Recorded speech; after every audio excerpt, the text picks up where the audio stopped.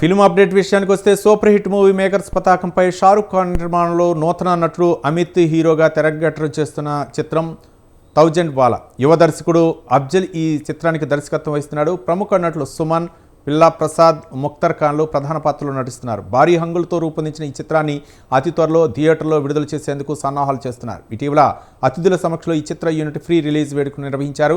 దానికి ముఖ్య అతిథిగా హీరో సుమన్ వచ్చి ట్రైలర్ లాంచ్ చేశారు. స్టోరీ చెప్పారు, సంథింగ్ డిఫరెంట్గా ఉంది, ట్రై చేద్దాం అని అనుకున్నాను. సో తర్వాత ప్రొడ్యూసర్ ఎవరని చెప్పాను. సో ప్రొడ్యూసర్ వచ్చి ఒక ముస్లిం అండి ఇట్లా అది అన్నారు.